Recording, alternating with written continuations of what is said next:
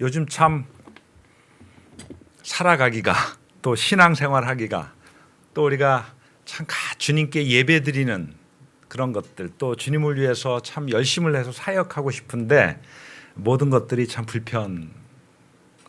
그죠? 저도 오늘 와서 우리 유전도사님 인사할 때 뭐 평상시 같으면 이 참 한참 선배 목사가 후배에게 정말 격려에게서 안아도 주고 뭐 이렇게 뜨겁게 악수도 해주고 할 텐데 그냥 주먹 악수 이렇게 대신을 했는데 참 아쉬워요.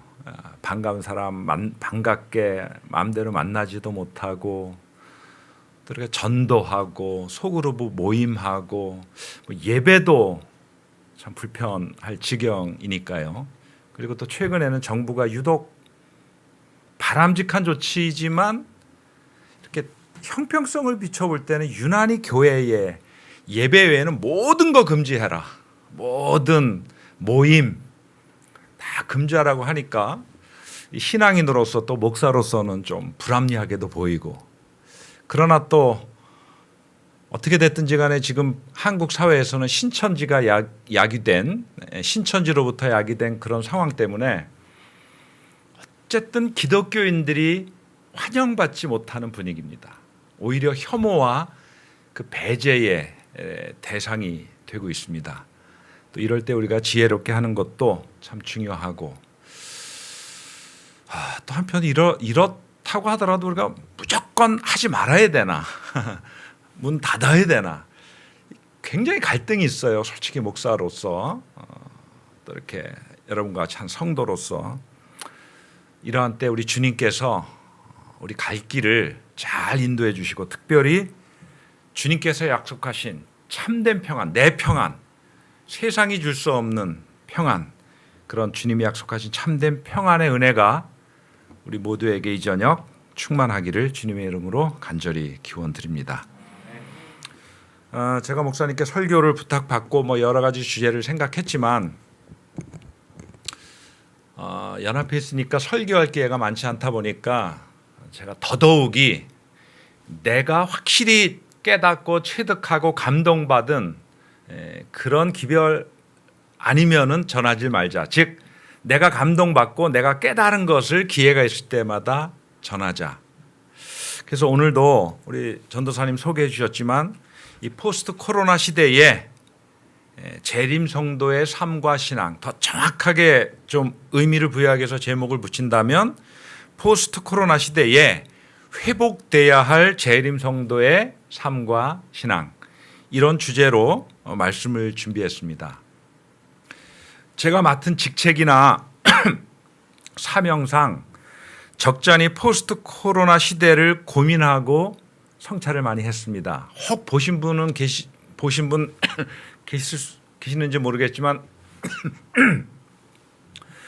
얼마 전에 재림마을에 이 포스트 코로나 시대에 각 주제별로 그 분야별로 전문가라고 생각하는 분들에게 재림마을 기자 우리 김범태 기자가 이 기고를 의뢰를 했고 제가 그래서 한 4편 시리즈로 이 포스트 코로나 시대에 4차 산업혁명 시대의 재림교회의 조직과 시스템은 어떤 방향으로 가야 되는가 그에 대해서 꽤 긴 분량의 글을 사회에 걸쳐서 썼고요.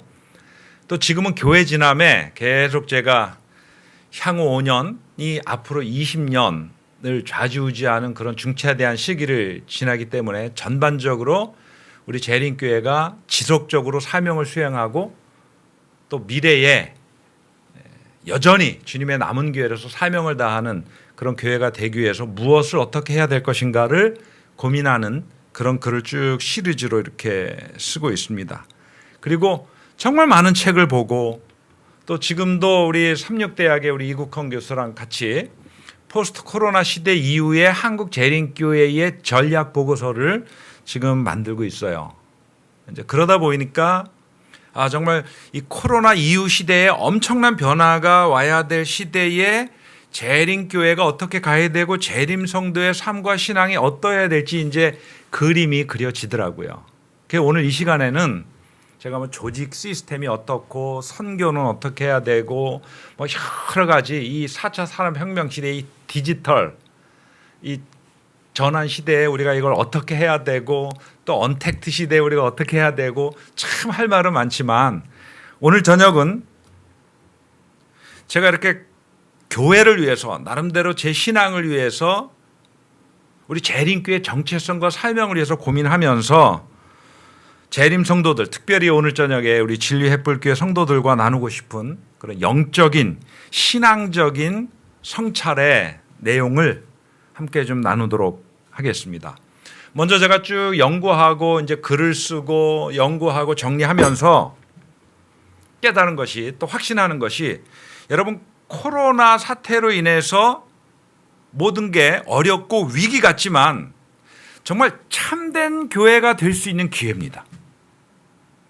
예배가 어려워질 때 우리가 단지 이 건물 이 교회에서 드리는 예배냐 영상 예배냐 이걸 따지는 게 중요한 게 아니라 예배의 본질이 뭐냐? 과연 우리는 하나님 중심의 예배를 그동안 드렸는가? 그리고 도대체 교회라는 것이 무엇인가? 교회 공동체란 것이 무엇인가? 그래서 우리가 참된 교회됨, 또 참된 그리스도인됨, 참된 재림 성도됨에 대한 고민할 수 있는 기회고 성찰할 수 있는 기회고 그럼으로써 회복할 수 있는 아주 좋은 기회입니다. 그러면 우리 하나님의 교회와 하나님의 백성들에게 우리에게 현재 고통을 주고 있는 포스트 코로나라고 할지라도 우리에게 기회가 되고 우리에게 축복이 되리라 확신합니다. 그리고 교회됨, 성도됨, 목사됨이 회복되면 사명 성취의 길이 열리게 되어 있습니다.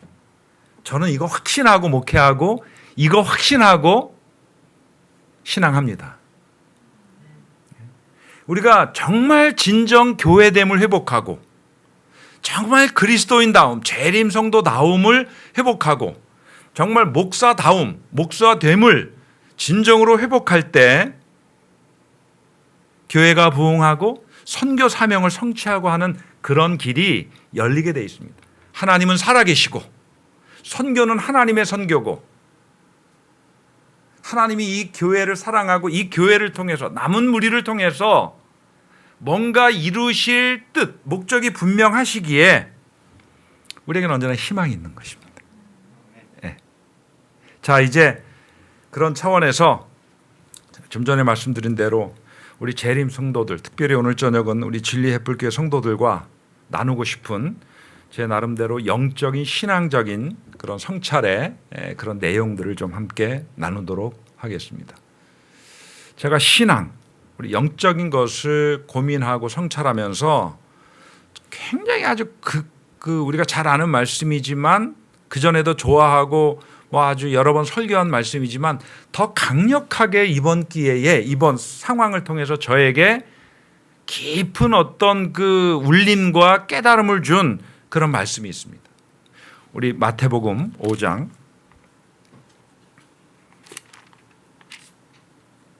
마태복음 5장 13절부터 16절까지의 말씀입니다. 너무 잘 알고 유명한 말씀이죠.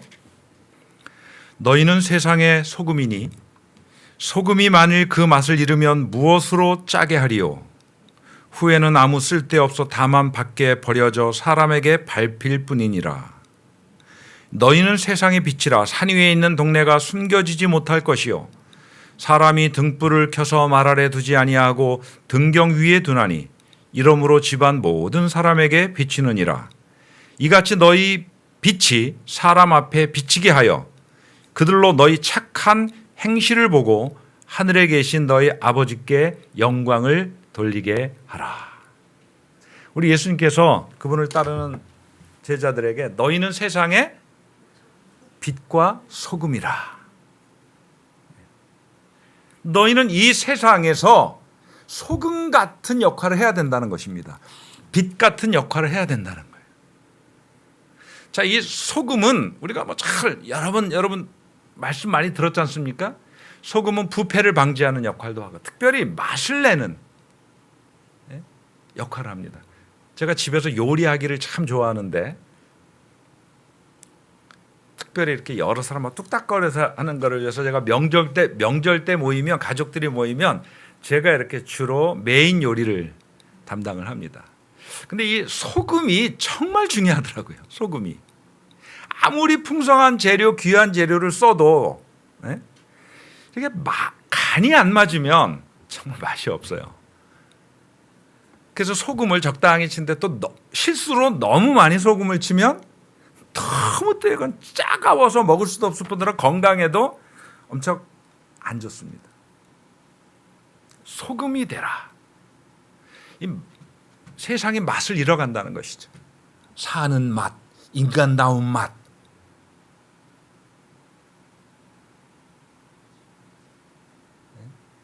또 하나님이 이 세상을 창조하시고 사람을 창조할 때 본래 하나님께서 목적하시던 그게 있을 거 아닙니까? 그게 자꾸 희미해져가고 없어지는 거예요. 이런 세상에서 너희는 이 세상의 소금이라. 맛을 내라는 것이죠. 오늘날도 이걸 세대 차이로 이해하고 넘어가는 사람들도 많아요. 가령 예를 들어서 어른들이 뭐 얘기하면 그거는 다 시대가 지난 얘기라고 치부해버리는. 그러나 정말 제가 볼 때는 저도 이제 50대 중반이 넘어서 그런지 모르겠지만 정말 중요한 것들이 뭐 문화라든지 뭐 세대 차이라든지 뭐 이런 구실로 정말 중요한 것들이 희미해져 가고 상실돼 가고 있어요. 그리고 엄청난 4차 산업혁명의 엄청난 변화로 인해서 또 당연히 오는 현상, 이것도 이 4차 산업혁명으로 뭐 당연한 것으로 치부하지만 가령 예를 들어서 여러분 명절 때 신문에도 한번 기사로 났고 지금 제가 유심히 다니면서 봐도 여러분 지하철 한번 타보세요. 저마다 뭐 하고 있어요? 머리 쳐박고 다 스마트폰 하고 있어요. 그런데 집에 와도 가끔 제 아내가 저에게 이렇게 좀 쓴소리하는 경우가 종종 있는데 횟수가 많은 것이 이런 것입니다. 가령 예를 들어서 오랜만에 부부가 만나서 외식을 합니다. 저기 청량리 롯데백화점 가면 비빔밥을 맛있게 하는 데가 있어가지고 그래도 이제 그 비빔밥 몇 번 이렇게 간 적이 있는데 저도 습관이 돼서인지 모르겠지만 아내와 외식을 하는 그런 좋은 자리에서도 뭐래요? 그냥 그 음식 기다리는 동안에도 스마트폰 꺼내서 카톡도 확인하고 문자도 확인하고 다음에서 뉴스도 보고 또 연합해서 뭐 중요한 문서 오면 보고 그러니까 한마디 하는 거예요. 나랑 같이 다 하지 말라고. 이제 처음에는 정중하게 얘기하더니 나중에는 아주 점점 세져요. 근데 이것도 사실 요즘 젊은이들 어떻게 받아들일지 모르겠지만 어른들의 시각에서는 이렇게 바람직하진 않게 보이실 거예요. 그죠? 이것도 제가 뭐 나이를 50대 중반의 시각으로 바라봐서가 아니고 이것도 뭔가 부부 사이에 좀 할 말이 많아요. 부부 사이에 오래간만에 외식을 하는데 근데 서로 근데 이제는 또 어느 순간 제 아내도 저를 닮아가더라. 뭔가 맛이 사라지는 거죠. 뭐 비단 뭐 이런데 이런 맛을 잃어가는데 맛을 내라 이런 의도로 예수님이 말씀하시진 않았지만 적어도 그리스도인들이 하나님의 주님의 제자들이 이 세상을 살아갈 때 뭔가 중요한 가치가 잃어버려지고 뭔가 사람 사는 그런 맛이 상실될 때 그리스도인은 맛을 내라는 것입니다. 좀 더 고차원적인 걸 얘기하면 사람들이 이기적이고 사랑이 식어갈 때 이타적으로 사랑을 실천하고 섬기고 봉사하고 헌신하는 그런 삶을 살라는 거죠. 이게 살아가는데 맛을 내는 거 아닙니까? 또 너희는 빛이라. 이 세상이 정말 점점 어두워져 갑니다. 도덕적으로, 윤리적으로. 인심은 사나워져 가고 험악한 세상이 돼버렸어요. 죄악의 열매지만. 근데 그게 갈수록 강력해진다는 얘기는 반대로 어둠이 깊을수록 새벽이 동터오는 거 아닙니까? 새벽 미명이 가장 어둡지 않습니까? 예수님 재림하실 때가 곧 됐다는 거예요. 근데 이렇게 세상이 어두워져 갈 때 우리 예수님 믿는 사람들이 뭔가 빛이 돼야 된다는 거예요. 그 어두움을 비춰서 사람들이 갈팡질팡 방황하지 않고 온전히 인생을 사는 그런 어두움을 비추는 그런 빛이 되라는 거예요. 그리고 결론적으로 말씀하시기를 이같이 너희 빛이 사람 앞에 비치게 하여 그들로 너희 착한 행실을 보고 하늘에 계신 너희 아버지께 영광을 돌리게 하라. 결국 그리스도인들이 재림 성도들이 빛과 소금의 역할을 할 때 우리의 그런 행실을 보고 사람들이 우리 하늘 아버지께 영광을 돌리게 된다는 말씀입니다. 우리 그리스도인들 재림 성도의 정말 아주 기본적인 삶이 어떠해야 될지 아주 기본적인 것을 그리고 가장 어쩌면 본질적인 것을 우리 예수님께서 여기에 가르치시고 강조하고 있습니다. 자, 오늘 설교와 관련해서 또 다른 말씀 하나를 찾겠습니다. 요한복음 15장입니다. 요한복음 15장 우리 1절로부터 우리 몇 말씀 쭉 읽겠습니다. 나는 참 포도나무요 내 아버지는 농부라. 물은 내게 붙어 있어 열매를 맺지 아니하는 가지는 아버지께서 그것을 제거해 버리시고 무릇 열매를 맺는 가지는 더 열매를 맺게 하려 하여 그것을 깨끗하게 하시느니라. 너희는 내가 일러준 말로 이미 깨끗하여졌으니 내 안에 거하라. 나도 너희 안에 거하리라. 가지가 포도나무에 붙어 있지 아니하면 스스로 열매를 맺을 수 없음 같이 너희도 내 안에 있지 아니하면 그러하리라. 나는 포도나무요 너희는 가지라. 그가 내 안에 내가 그 안에 거하면 사람이 열매를 많이 맺나니 나를 떠나서는 너희가 아무것도 할 수 없음이라. 이게 포도나무와 그 가지의 비유를 통해서 우리 예수님께서 우리에게 가르쳐 주시는 것은 신앙의 본질은 신앙의 핵심은 주님과의 살아있는 관계라는 것입니다.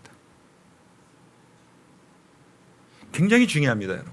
우리가 어떤 교리를 순종하고 신앙의 어떤 사역을 이행하고 우리의 신앙에 당연히 성도됨에 마땅한 어떤 그런 도리를 행하는 것 이것도 중요하지만 그 모든 것을 가능하게 하고 그 모든 것을 떠받치는 기본적인 본질, 기초는 주님과의 살아있는 관계라는 거예요. 이 관계가 신앙의 본질이고 핵심이고 우리 모든 삶과 신앙과 사역의 동력이라는 것입니다. 터전이고 동력이에요. 성경이 가르치는 그런 신앙은 본질적으로 여러분 잘 살펴보면 관계입니다. 그래서 성경은 신앙을 특별히 신약 성경은 우리 신앙을 관계로 풀어가고 관계로 설명해요. 자, 우리는 그리스도를 믿음으로 하나님의 자녀가 되었습니다. 관계가 형성된 것입니다. 그리스도와 연합됐다 그랬어요. 또 교회는 그리스도의 신부라고 이야기합니다. 관계예요. 또 우리가 이 믿음으로 하나님의 자녀가 되고 또 그리스도에 연합된 각 사람은 한 아버지 하나님 아래에서 다 가족이 되는 겁니다. 형제 자매가 되는 거예요. 그리고 우리 모두는 또 성경의 비유로 그 몸으로 비유된 그런 각 지체들이에요. 이것이 다 관계를 전제로 하는 설명들입니다. 그러니 신앙의 핵심은 관계예요. 이것이 터전이고 이것이 동력이 돼야 됩니다. 그러니까 우리가 이 세상에서 또 좀 전에 읽어드린 말씀과 연결해서 보면 우리가 이 세상에서 빛과 소금으로 살아가는 그 삶 자체의 동력도 그 기초도 터전도 뭐예요? 하나님과의 관계예요. 이것이 그리스도인이 이 세상에서 빛과 소금됨의 차별성입니다. 이 세상 사람들도 참 빛과 소금의 역할을 하는 사람 참 많아요. 안 그렇습니까? 오히려 우리보다 어떤 면에서는 더 소금의 역할을 더 잘하고 정말 주변을 환하게 빛나게 하는 분들이 있습니다. 그리고 위기 때 우리 대구에서 코로나 사태로 얼마나 또 우리에게 감동을 준 사람들이 있었습니까? 그죠? 근데 그 중에 물론 크리스찬도 있겠지만 그렇지 않은 사람들도 많아요. 근데 우리 그리스도인의 이 세상에서의 빛과 소금됨의 동력은, 터전은 바로 주님과의 관계입니다. 주님과의 관계. 그래야 우리가 더 환한 빛을 비출 수 있고 더 강력한 맛을 낼 수 있는 겁니다. 자, 제가 왜 이 말씀을 이렇게 읽어드리고 설명을 했냐 하면, 제가 이 포스트 코로나 시대를 염려하면서 앞으로 교회가 어떤 방향으로 가야 될까? 교회가 어떤 것을 실천해야 될까? 또 우리 재림 성도로서 각자가 어떤 삶과 신앙의 모습을 보여야 될까? 이걸 고민하다가 우연히 최근에 우연히 접하게 된 책이 한 권 있는데 제가 오늘 들고 왔습니다. 너무 제가 코로나와 관련해서도 한 20권 가까이 책을 읽은 것 같아요. 신앙 서적과 또 이 사회적인 포스트 코로나에 관련해서 다뤄놓은 정말 꽤 많은 책과 많은 신문 기사 칼럼을 많이 봤는데, 이 책 참 저에게 깊은 어떤 그 통찰과 또 감동과 그래 이거다.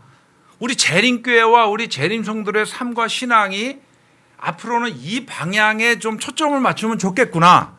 그런 깨달음을 저에게, 제가 앞으로 오늘 이제 처음으로 이 내용을 가지고 여러분에게 소개하는 건데, 아까 소개했듯이 제가 한국연합회 교회 성장 연구소장 아닙니까? 제가 다양한 포스트 코로나 시대에 우리가 교회가 갈 방향에 대해서 글도 많이 쓰고 전략 보고서도 만들고 많은 책자도 만들어내고 책자 나올 때마다 우리 김대성 목사 꼭 전달해 드리기 위해서 옵니다. 직접 이번에 이게 나왔습니다. 처음 이 부서를 만들고 이렇게 부른 분이니까 저에게는 각별하죠. 많은 책을 만들어내고 그렇게 하는데, 앞으로 제가 이 방향의 내용을 많이 강조할 것 같아요. 자, 이 기독교의 발흥이라는 책은 미국의 워싱턴 대학의 사회학 및 비교 종교학 교수인 로드니 스타크라는 그런 아주 저명한 사회학자가 쓴 책입니다. 이 부제가 이렇게 달려 있어요. 사회과학자의 시선으로 탐색한 초기 기독교 성장의 요인. 이 책의 부제입니다.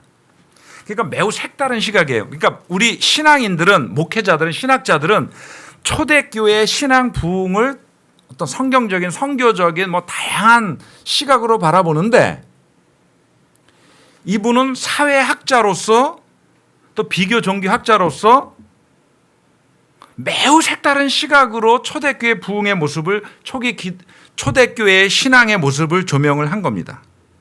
자, 이분이 어디에 초점을 맞췄냐 하면, 초기 기독교가, 초대교회가 즉 어떤 요인으로 인해 성장했는가를 사회과학자의 눈으로 바라본 것이에요. 우리가 신앙적으로 바라보면 설명할 게 많지 않습니까? 그들이 모여서 기도했고 성령의 뜨거운 충만. 그래서 우리 재림교회는 늦은 비 성령을 강조하지 않습니까? 성령께서 강력하게 역사하셨고 이것이 초대교회 부흥과 성장의 전부라고 해도 과언이 아니죠. 신앙적인 시각으로 보면 그렇습니다. 답이 간단합니다. 그런데 또 다른 측면으로 봐도, 제가 정말 모태교인이고 지금 30년 목회를 했고 또 10년 가까이 연합회에서 많이 연구를 했는데, 이 로드니 스타크라는 한 사회학자가 그 사회과학적인 측면으로 초대 기독교가 이래서 부흥했다를 제시했을 때, 학적으로 제시했을 때, 제가 정말 무릎을 쳤습니다. 물론 이 책의 내용이 저와 여러분의 우리 재림성도의 우리 시각으로, 또 기독교 크리스찬의 시각으로 바라볼 때는 여기 있는 게 다 맞다, 그래 그게 원인이야 다 그래, 다 맞아, 이렇게 할 수는 없어요. 모두 맞는 이야기라고는 볼 수 없지만 정말 색다른 통찰력과 깨달음을 오늘 우리에게 던져주고 있습니다. 참 재밌는 것은 스타크 교수가 이 책의 한 장을 할애해서 기독교가 성장한 요인 중 하나가 전염병 때문이다. 초기 예수님께서 십자가에 달려 돌아가지고 승천하신 이후에 313년 콘스탄티누스 대제의 밀라노 칙령으로 기독교가 공인되고, 이건 우리 김대성 목사님에게 잘 배우셨을 것 같아요. 이런 역사. 공인되고 로마의 국교로 승인받을 그때까지 어떻게 변방에, 이 로마 제국의 한 변방에서 시작된 미약한 예수 운동이 단 300년 만에 로마의 국교로 승인되고 이후에 서구 세계를 지배하는 그런 아주 메인 종교로 성장할 수 있었을까에 대한 강력한 대답을 이 로드니 스타크 교수는 전염병으로, 지금 코로나19 같은 팬데믹 같은 이런 대역병, 전염병으로 인해서 기회가 됐다는 거예요. 색다른 시각이죠. 자, 왜 그런지를 제가 이 책을 내용을 기초로 설명을 드려보면, 전염병으로 인해서 그 마르크스 아우렐리우스 그 황제 시대에 진짜 엄청난 전염병이 시작됐고, 그 뒤에 또 한 200년이 지난 뒤에도 또 끔찍한 전염병이 온 로마 제국을 강타했어요. 그래서 역사에 의하면 그때 마르크스 아우렐리우스 황제도, 명상록으로 유명한 황제도 전염병으로 인해서 죽었다고 합니다. 그리고 이때 로마의 인구가 4분의 1 내지는 3분의 1이 줄었다 그래요. 끔찍하죠. 여러분, 전염병이 돌아서 대한민국 인구가 5천만인데 3분의 1이면 몇 명입니까? 5천만에 한 3분의 1 되면 몇 명이죠? 한 1,700명, 1,700만 명 되죠. 이 전염병으로 1,700만 명이 죽은 겁니다. 요즘 같으면 있을 수 없는 일이에요. 그러나 옛날에는 우리가 알다시피 의료 체계가 전염병이 뭔지도 몰랐어요. 지금은 뭐 면밀하게 분석해서 코로나19 바이러스가 이렇게 생겼다, 그래서 백신도 개발하고 뭐 어떻게 감염병이라는 것을, 바이러스에 대한 인식이 뚜렷하고 이것에 대해서 체계적으로, 더군다나 이 발달된 4차 산업혁명 시대로 이 스마트폰으로 모든 정보가 가고, 뭐 요즘은 그 사람 입력이 되면 접근하면 뭐 빨간 적신호도 뭐 진짜 기가 막힌 방법으로 예방을 하기 때문에 이런 일은 없겠지만, 옛날에는 전염병이 한번 돌면 유럽 인구의 3분의 1이 줄었어요. 그러한 때 이 스타크 교수가 얘기하기를, 초대교회 그리스도인들이 정말 이 전염병 시기에, 정말 어려운 시기에 어떤 특별한 어떤 발군의 영향과 영향력을 미치면서 오히려 이 전염병이 돈 그것이 계기가 돼서 기독교가 크게 부흥할 수 있었다는 것이죠. 그러면서 이 어떤 특징 때문에 이런 일이 일어났다, 세 가지로 정리해 주는데, 첫 번째는 전염병이라는 대참사에 대한 만족스러운 해명 때문이었습니다. 이 말이 무슨 의미인가 하면, 그 당시에 만연했던 큰 전염병은 이방 종교와 그리스 철학이 왜 이 전염병이 생겨났고 하는 것에 대해서 설명할 수 없었던 겁니다.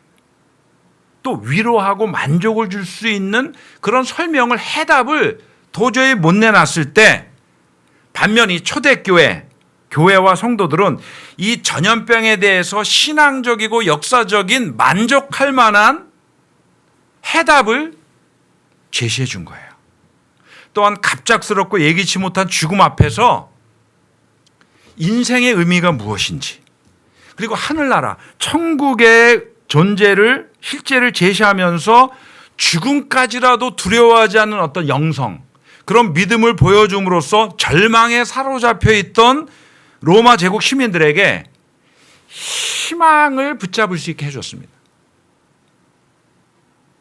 그러니 이 전염병이 오히려 기독교가 크게 발응하고 부흥하는데 계기가 됐던 거죠.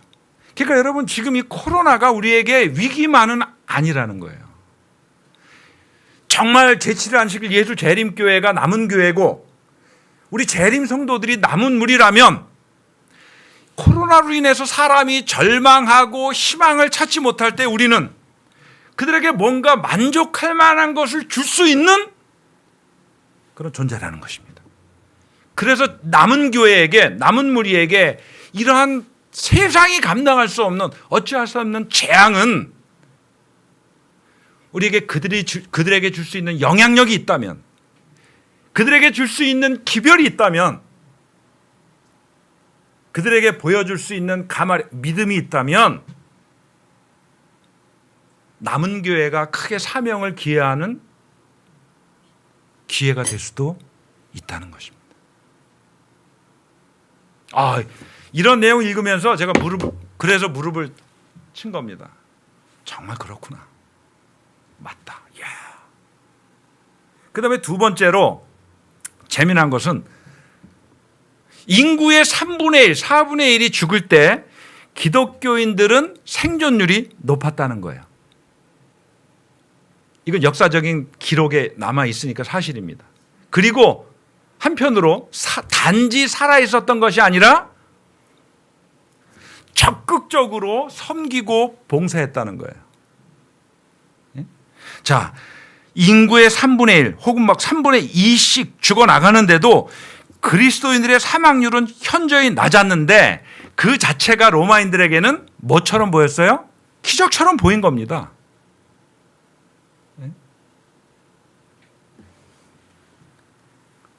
그들의 삶이 생존이 기적처럼 보이니까 개종할 마음이 생겼겠어요? 안 생겼겠어요? 여러분 요즘 사람들도요, 교리로 이해시켜서 개종시키는 것도 가능한데 진짜 이건 어렵고, 그리고 그 상황이 되더라도 먼저 끈끈한 인간관계를 통한 감화력이 있어야 돼요. 그래야 우리 바른 신앙, 바른 교리를 이해시켜서 개종시키는 것도 쉬운 거예요. 이것도 다 통계가 나와 있어요. 저 미국에서 그 김모모라는 한국인 여성이 어느 지역에 이주를 하고 문선명 통일교 신자입니다. 그 미국인들을 통일교인을 만드는 그 과정을 이 사회학자가 연구를 했는데 보니까 아무런 친분 관계가 없는 사람은 거의 실패로 돌아갔는데 그 통일교인이 된 그 사람들을 다 추적해서 조사해 봤더니 다 관계가 있어요. 처음엔 그 김모모라는 분의 그 주변 관계에 있는 사람들이 통일교 신자가 됐고 또 그들과 가까이 있던 사람들이 다 이렇게 해서 포교가 된 겁니다. 관계, 가마력, 영향력이 있어야 되는 거예요. 그러니까 딱 보니까 대부분 죽는데 저 그리스도인들이란 사람들은 멀쩡해. 그리고 단지 살아있는 게 아니라 어떻게 했어요? 나가서 시체를 치우고 환자들을 돌보고, 정말 죽어가는 사람들에게 물과 음식을 제공하고 케어를 한 것입니다. 그런데도 생존율이 높아요. 지금 다 막 질색을 하고 다 도망가고 피하는데 이 그리스도인이란 사람들은 어때요? 그러니까 이제 그 시체가 또 막 동물들하고 시체하고 막 그게 더 전염을 더 확대시키는 건데 내가 그걸 치우면 내가 감염이 되니까 웬만한 믿음과 뭐 특별한 그게 없는 사람들은 다 거길 떠나고 도망가는데 오히려 그리스도인들은 생존율이 높은데 단지 살아있는 게 아니라 가서 시체를 치우고 환자들에게 물을 먹이고 음식을 주고 케어를 하고 지극정성으로 케어를 하고 청소를 하고 이러는 거예요. 그리고 그들은 참 로마인들이 봐도 정말 사랑이 막 흘러 넘치는 그들이 모여 있는 공동체는 정말 사랑의 공동체. 자 보세요. 인구의 3분의 1이 죽어나가는 거예요. 다 꺼리고. 전사님 미안합니다. 손을 따뜻하게 잡아주지 못해서 나는 그러고 싶었는데 신뢰가 될까 봐. 또 더군다나 마스크 서로 쓰고 이게 그래서 뭐 이게 사람들의 심리 기본 심리예요. 예? 전염병이 창궐하는데 다 도망가고 시체 그걸 누가 만져요? 근데 이 그리스도인들은 생존율도 높은데 가서 막 길가에 널브러져 있는 시체를 다 화장하고 깨끗이 청소하고 또 막 신음하는 사람들 전염병에 걸려서 죽어가는 사람들을 케어하는 것.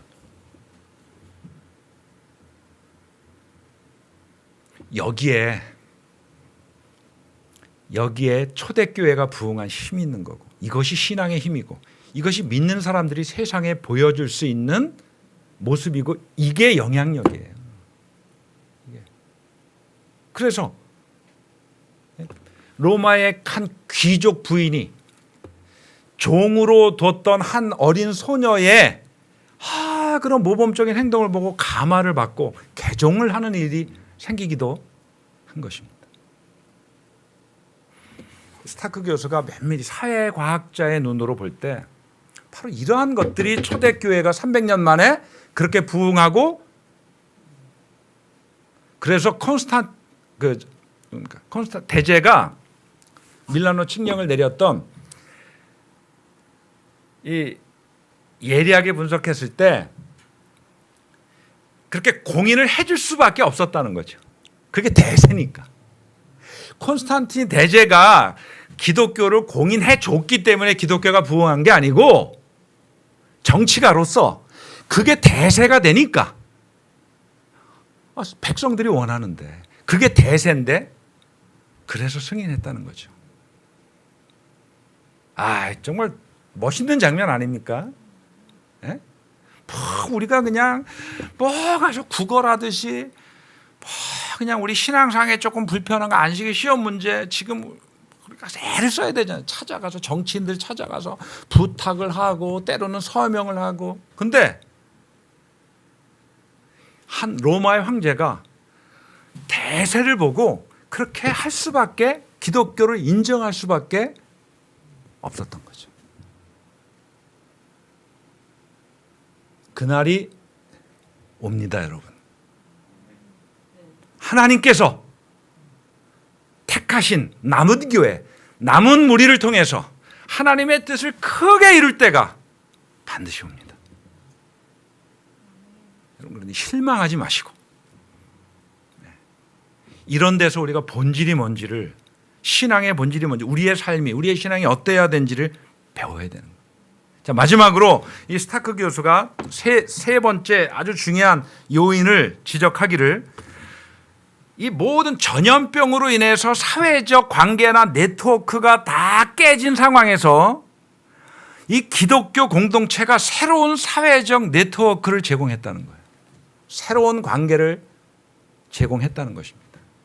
관계의 장을. 이방 종교들은 감히 할 수 없는 다 뿔뿔이 헤어지고 지금 상황에서 누가 모여요? 지금 상황에서 어떻게 가까운 거리 두기를 합니까? 다 멀찌감치 교회도 2m. 이건 뭐 상식적으로 그러니까 누가 유명한 이런 말을 했어요. 제가 감동적이어서 제 메모에 이렇게 해놨는데 예배 드리는 것이 너 예배 드리지 마. 우리의 신앙을 위협하는 것이라면 우리는 목숨을 내놓고 예배 드려야 한다. 아멘. 그러나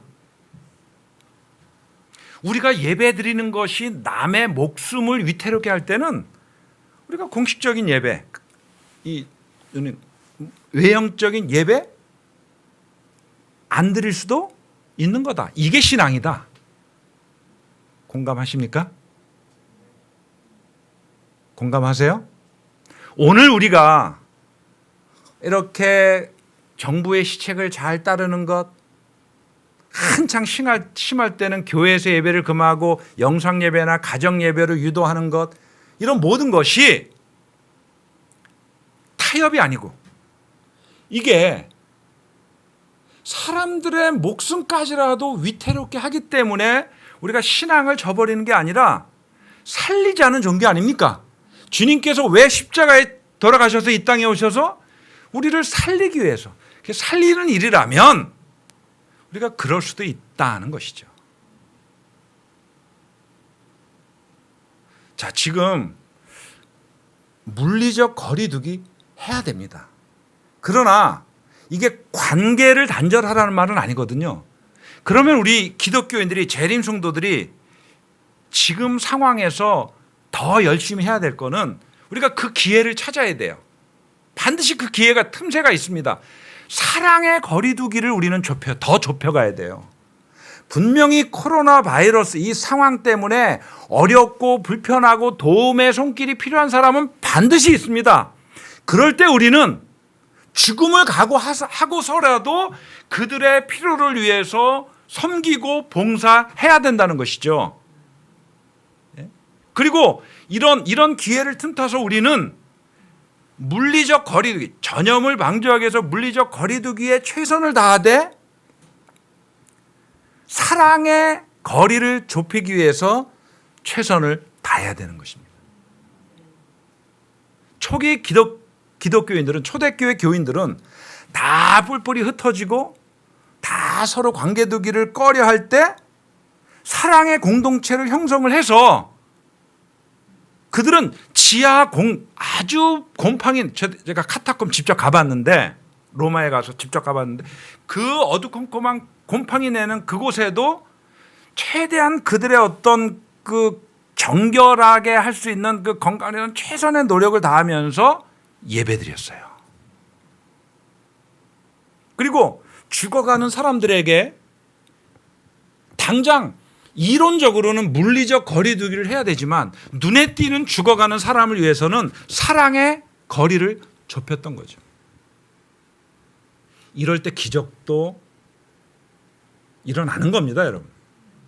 예? 우리가 이런 확신, 이런 믿음 없이 기적을 바라는 것은 그건 믿음이 아니에요.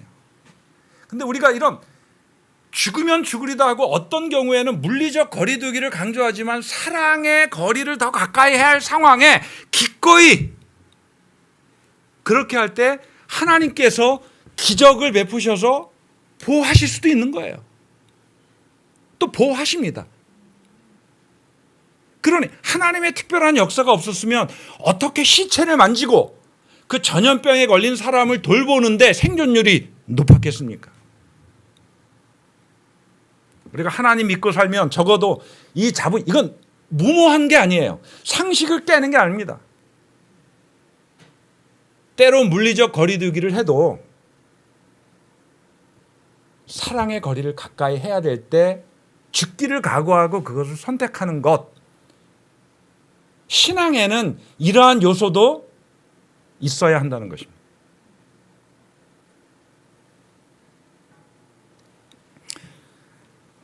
로드니 스타크 교수는 이 세 가지 요인으로 인해서 기독교가 성장하지 않을 수 없었다. 근데 이 책을 읽으면요, 제가 이거 요약해서 짧게 설명한다. 더 정말 감동적이고 통쾌한 그런 역사적 사실들이 많이 언급이 되어 있는데 이 세 가지 요인으로 기독교가 결론적으로 성장하지 않을 수가 없었다는 것입니다. 매우 공감되는 내용입니다. 저는 참 많은 부분 동의했고, 그래서 앞으로는 코로나19보다 더 심한 전염병이 올 수도 있고 더 엄청난 천재지변이 닥칠 수도 있고 경제적인 엄청난 곤란함이 찾아올 수도 있어서 정말 경제적으로 궁핍한 어떤 아주 고통을 당하는 사람이 많이 있을 겁니다. 그럴 때 내가 먹을 거 반 나눠줘야 되는 때도 올 거예요. 그럴 때 우리 남은교회 제7일 안식일 예수재림교회와 재림 성도들이 이 땅에서 어떠한 모습으로 존재하면서 어떻게 살아가야 하고 어떻게 사역해야 될까를 정말 그 방향성을 잘 보여주는 저에게는 책이었습니다. 오늘 이제 말씀을 마치면서 저는 재림 성도들을 향해서, 오늘 진리 햇불교회 성도들을 향해서 이 세 가지 요인에 근거해서 호소합니다. 재림교회와 성도들이 첫째, 세상을 향해서 분명한 방향과 이 코로나19 같은 이런 전염병으로 팬데믹 상황에서의 어떤 문제들에 대한 답을 주는 그런 교회와 성도들이 되어야 한다는 것입니다. 제가 살펴보면서 이 상황에서 우리가 가진 좋은 것 너무 많아요. 지금 건강, 생명을 정말 중요하게 여기는 시대가 됐습니다. 우리에게 뭐가 있어요? 건강 기별이 있고 사람을 살리는 복음이 있습니다. 사람들이 현실에서 무너져 내리고 절망할 때 우리는 재림의 소망이 있습니다. 부활신앙이 있어요. 그리고 모든 사람들이 바쁘게 자기 이익을 위해서 살아갈 때 우리는 안식일이 있습니다. 안식일 신학이 있어요. 그래서 유명한 분이 우리 이런 글을 재림교회 목사 신학자들이 써야 되는데 개신교 신학자 가운데 이런 제목의 글을 안식일은 저항이다. 이 세상의 흐름에 대한 저항이라는 거예요. 다 쉬지도 않고 일을 하고 내 것 챙기는 시대에 쉬면서 하나님 하루를 쉬면서 이 세상의 조류에 대한 저항이 그게 안식일이라는 것입니다. 너무 멋지지 않나요? 우리가 안식일이 토요일이다. 이건 확실한 거예요. 이 수준에 머물지 말고 이 세상의 조류를 저항할 수 있는 그런 신학, 그런 신앙이 담긴 오늘 저와 여러분이 준수하는 성수하는 안식일이 되기를 간절히 바랍니다. 이런 답을 주자는 거예요. 이런 답을 이 상황에서. 그런데 요즘 제가 참 안타까움이 너무 우리는 그 코로나 대비를 너무 잘하는 것 같아요. 이 잘한다는 게 잘못이 아니고 그러면 영적인 비전과 이런 것을 좀 강조해야 되는데 아직까지 금지, 하지 마라. 이거 해야 된다. 점차 제 고민과 시름이 깊어지고 있어요.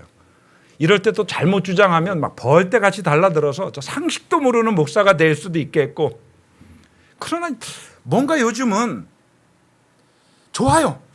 다 지키는 거 좋아요. 네? 철저하게 준수하는 건 좋은데 그만큼 우리가 이렇게 초대교인들 같이 뭔가 섬김, 사랑의 모습을 실천하고 보여주는가? 미래에 대한 소망을 보여주는가? 우리가 가진 좋은 것으로 사람들에게 대답을, 만족을 주고 있는가? 또 우리 스스로는 어떤가? 영상 예배가 옳냐 아니다 예배가 옳냐 이거 토론하기 이전에 참된 예배의 경험을 하나님 중심의 예배를 우리는 경험하고 있는가? 뭐 이런 좀 고민이 있고 그래서 이 위기가 참된 교회됨에 참된 그리스도인됨에 참된 재림 성도됨 참된 목사다움의 그런 기회로 삼고 있는가 하는 그런 고민이 있는 거죠.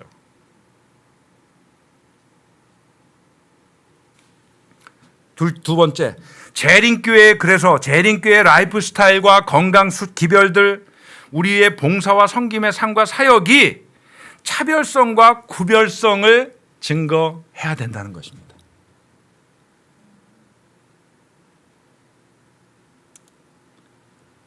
다행히 우리 이 재림 성도들이 코로나19에 전염됐다는 소식은 그렇게 많지 않은 겁니다. 이게 이기적인 감사함이 아니고 뭔가 그래도 우리가 평상시에 면역력이 강한 것이고 뭐 그런 또 우리 건강 기별을 가지고 있고 건강 그 기별을 우리가 준수하는 사람으로서 그래도 좀 체면, 긍지를 가질 수 있는 아직까지는 그러나 또 그 이전에 그렇다고 아예 그냥 뭐 불쌍한 사람 섬기는 거 도는 거 그냥 멀찍이 우리의 그 생존율 높이기 위해서 발병률 낮추기 이건 아닌 거죠. 이해하시죠? 그러나 하여튼 우리의 라이프 스타일, 건강 수칙, 그다음에 봉사와 섬김의 삶과 사역이 좀 차별화되고 구별됨을 증거해야 할 것입니다. 마지막으로 이제 뭐 마칠 시간이 됐네요. 새로운 사회적 네트워크, 대한 공동체를 우리 제7 안식일 예수 재림교회가 제공해야 돼요. 지금 다 다 뭐 사회적 거리두기, 물리적 거리두기 이러한 때 정말 이럴 때 외로운 사람은 더 외로워지고 고통받는 사람은 더 고통받고 정말 위로가 필요한데 정말 위로를 받을 수 없는 상황이 되어 가는 거예요. 이럴 때 우리는 아까 제가 틈새를 찾자, 기회를 찾자 하는 게 이런 사회적 거리두기, 물리적 거리두기로 고통받는 사람을 우리는 영적인 안목으로 또 실제적인 어떤 노력으로 찾아내고 그들의 필요를 채워줘야 돼요. 어떤 모습으로든. 그들의 고통을 경감시켜줘야 됩니다. 그들의 외로움을 달래줘야 돼요. 그들의 그 무너진 절망감을 위로해주고 새로운 희망, 소망을 심어줘야 됩니다. 근데 이것이 물리적 거리두기를 통해서 가까운 거리를 통해서 불가능하다면 하나님께 지혜를 구하면서 이 방침도 정부의 수칙도 방역 수칙도 지키면서 어떻게 우리가 그걸 해줄 수 있을까를 고민해야 돼요. 그래서 어떤 경우에는 이 발달된 SNS 뭐 소셜 네트워크 시스템이라 그러죠. 그 스마트폰으로 많은 일을 할 수 있습니다. 많은 유료의 기별을 줄 수가 있어요. 그리고 또 이런저런 방법으로 우리가 열정이 있고 사랑이 있으면 방법을 찾게 마련입니다. 하나님이 그 방법을 주실 겁니다. 그래서 사랑과 섬김, 봉사를 통해서 물리적 거리두기를 뛰어넘는 사랑의 거리를 좁혀가는 실제 내 생활 속에서 그런 재림 성도가 되기를 간절히 바랍니다. 그래서 오해하지 말고 들으십시오. 이렇게 하다가 전염병에 걸리면, 코로나에 전염되면, 또 치료를 위해서 하나님께 기도하고 매달리면 하나님께서 면역력도 주시고 치료에 회복해 주실 겁니다. 이거 제가 지금 무식한 소리, 위생 수칙에 반대되는 소리 하는 게 아니고요. 더 중요한 뭔가를 제가 지금 강조하는 겁니다. 자, 이제 마지막으로 저는 이 말씀이 제 개인적으로 우리 제7안식 예수 재림교회와 성도들에게 주신 하나님의 이 마지막 시대의 종말론적 비전이라고 확신합니다. 그래서 저는 개인적으로 한 세대가 지난 후에 한 20, 30년이 지나면 지금 다 한국의 기독교가 목회자들이 크리스찬들이 욕먹고 혐오와 배제의 대상이 되는 이 시대에 적어도 한 세대가 지나면 당장 내일은 아니더라도 한 세대가 지났을 때 이 한국 사회에서 제7일 안식일 예수 재림교회와 재림 성도들이 기독교의 대안으로 우뚝 서게 되기를 간절히 바랍니다. 이게 제 비전이에요. 자, 그러면 하나님이 이 비전을 저에게 우리 모두에게 주셨습니다. 스가랴 8장 23절 말씀. 만군의 여호와가 이같이 말하노라. 그날에는 말이 다른 이방 백성 10명이 유다 사람 하나의 옷자락을 잡을 것이라 곧 잡고 말하기를 하나님이 너희와 함께 하심을 들었나니 우리가 너희와 함께 가려 하노라 하리라 하시니라. 그날에 하나님의 뜻이 이루어지는 그날에 이방 사람 10명이 유다 사람 한 사람, 즉 이 세상 사람 10명이 남은 무리 한 사람의 옷자락을 붙잡고 10사람이 세상 사람 10사람이 하나님의 남은 백성 한 사람의 옷자락을 붙잡고 나도 내가 믿는 하나님 믿겠다는 그런 일이 그날에 이루어지겠다는 약속입니다. 이게 오늘 저와 여러분 우리 교회 비전이 되기를 간절히 바랍니다. 그래서 이 코로나로 인해서 자꾸 움츠려들고 어려운 이 시대 우리가 이런 확신과 뜨거운 열정과 소망으로 이 위기를 기회로 전환시키는 멋진 우리 진리 햇불 교회와 우리 성도들이 되시기를 간절히 바라면서 말씀을 마치겠습니다.